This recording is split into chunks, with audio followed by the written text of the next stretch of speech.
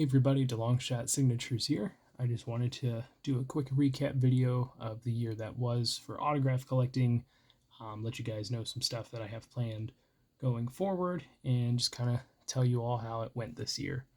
So this main part of the channel is about autograph collecting, whether that's in person or through the mail or any other way. So we'll go through some numbers with that. I added 2,025 autographs this calendar year in all different ways. 1,553 of those came from TTM successes from a total of 756 returns. Got a bunch of college coaches, former professional coaches, namely like MLB managers and NFL head coaches. A lot of hero card requests this year and a ton of prospects.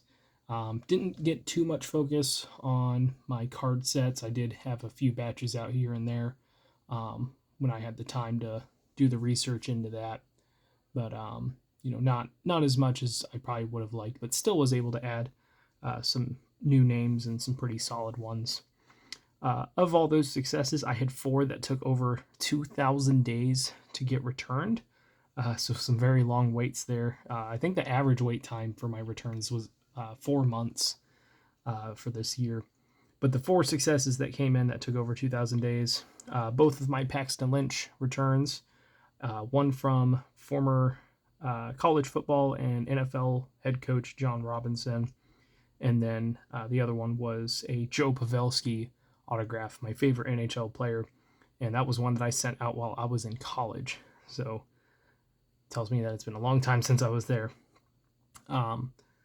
But we had 100 autographs that were purchased. 17 were from Gray Golding's website. He sells autographed hero cards. The hero cards are technically free, but he does charge, I think, $7 or $8 for the first one, and then it's $2 additional shipping. So you're really just paying for the autograph. Shipping isn't actually that expensive for stuff like that. But I went ahead and just bought one of each. Got a pretty good deal on it.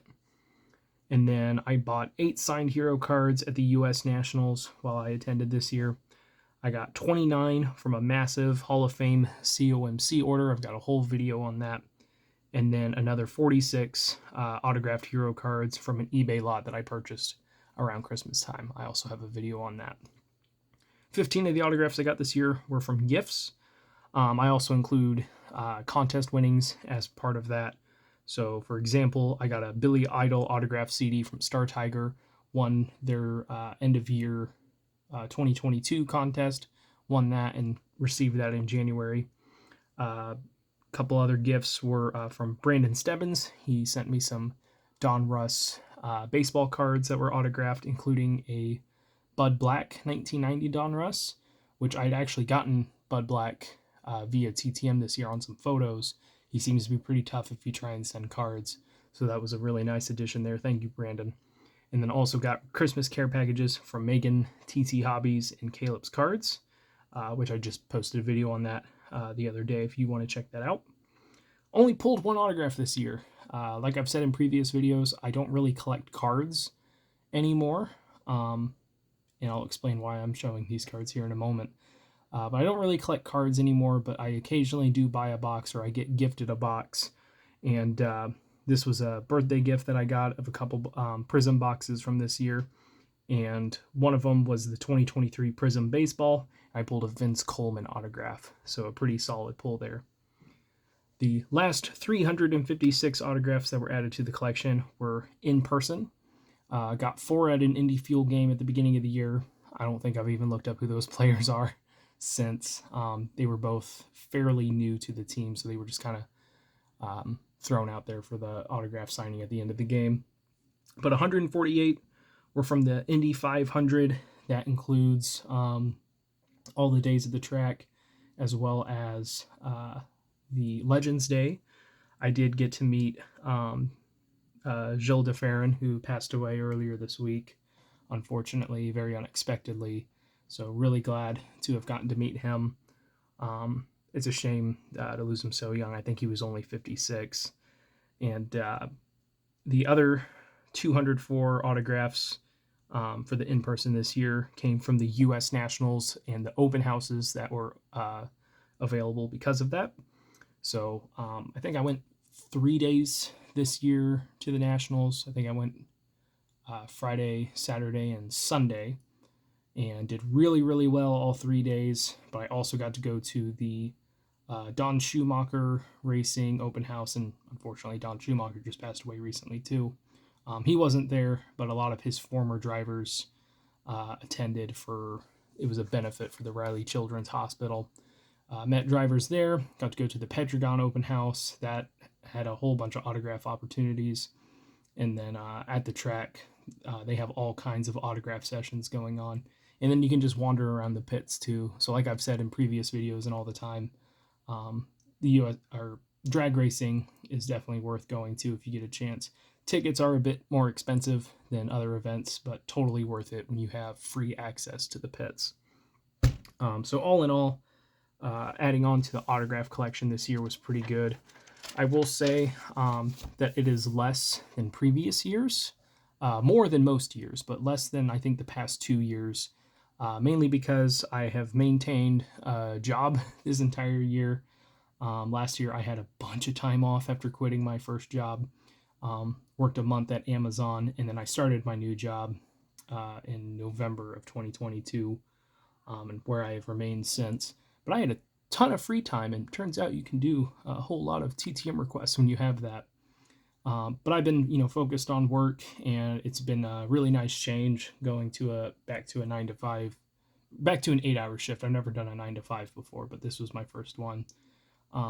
No mandatory overtime. I've gotten a lot of optional overtime, which I've done.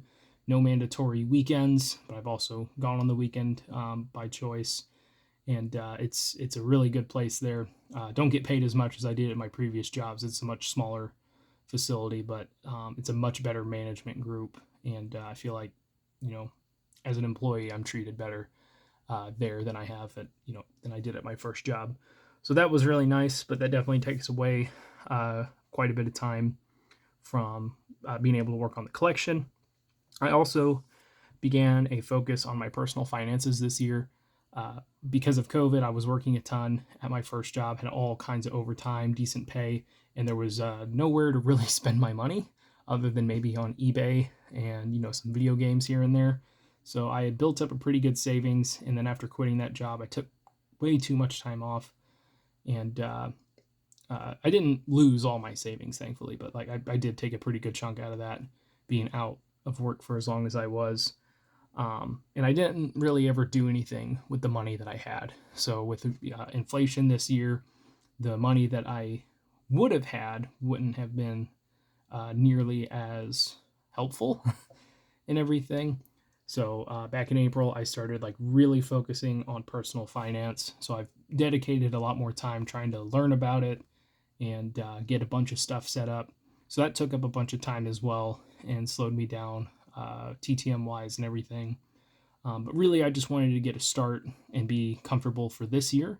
So I'm going to be focusing a little bit less on saving money and building that, because I surpassed my goal of savings for this year, and focus a little bit more on just automating it and letting it do its thing, and being able to focus on more stuff like this.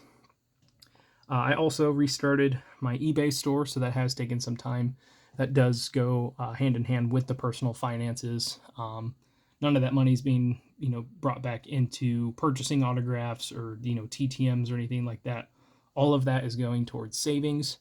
And the stuff that I'm selling is stuff like this. All of this is extra stuff that became part of my collection one way or another. Some stuff was gifts, some stuff was stuff I pulled, cards I had purchased a long time ago thinking they were cool, and now they don't really have a spot in my collection, or just random card sets like these game days that I know a lot of you guys are big fans of. I don't have a great way of storing them, and so I don't really have any use for them. So I'm going to be listing all of this stuff on eBay probably for the rest of the day today. I'm losing my NFL fantasy championship game in a league I'm in at work, so not going to be focusing on that for the rest of the day. I'll just put my focus here. But for 2024, I am hoping to increase my sendouts. I will have to find new projects to work on. I might deviate away from sports a little bit just because I've sent out to so many different athletes and coaches and everything like that. There's still quite a few that I can send to and that I'd like to look into getting requests out to and all that. But I do want to expand my collection a bit more. So probably focus a little bit less on athletes and, look into like maybe TV, movies, and, other avenues of celebrities. But with athletes, I would like to put some more focus into NBA head coaches. I have a number of the current ones, and I do have quite a few former coaches. But kind of like I did with the NFL head coaches and the MLB managers, I want to go through team by team, find out who's still alive, find out who's still signing, do some additional research, find some addresses for guys that might still be around, and get them before they're gone. Seems like we've lost a lot of people just over the past year, but every year it feels like that anymore with how connected we are and all that kind of stuff. I do want to start looking on eBay a bit more and finding some additional autograph stuff for my collection, whether it helps complete a set or it's to get an autograph that I didn't previously have. I think not last year, but the year before, I was able to add John Wooden and Pat Summitt to the collection. Obviously wouldn't be able to get them now and did have to spend a little bit of money, but to me it was completely worth it for who I was able to get, and I still got pretty good deals on those. I do plan on attending the Indy 500 and the U.S. Nationals again. Hopefully, should be able to get 3 days on the Nationals. Hopefully I can get 3 or 4 days at the Indy 500, if not more. And then NASCAR switched up its schedule again, I'm pretty sure. So I don't know if they're still doing a doubleheader with IndyCar, but if they don't, I would be very interested in trying to go this year.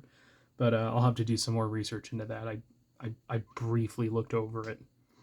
And then one of the last goals I have for this year is I have a whole bunch of extra hero cards from previous years, and I have been taking those whenever I can to get them autographed in person, but it's so many, and I don't have the space or the time to really take them all to every event that I go to, and sometimes the opportunity isn't there. I've got other stuff that I take to get autographed as well.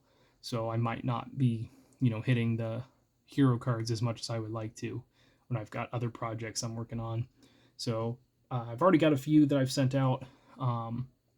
TTM, I've got more that I'm going to send out at the start of the season, and then hopefully get some more of those autographed in person and all that fun stuff, because I've got so many of them, and I'd like to cut down on that collection and add it to the binders and not to the holding areas that I basically have them in right now.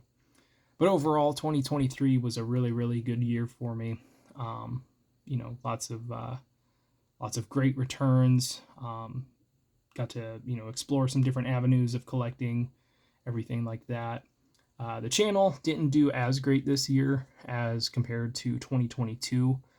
Views are down, watch time is down, but I also don't think I put in nearly as much time this year into the channel as I did previous years, as well as the channel that I did before and everything. So hopefully 2023 or 2024 is better for the channel. And besides that, it's been really fun getting to share this again with you all.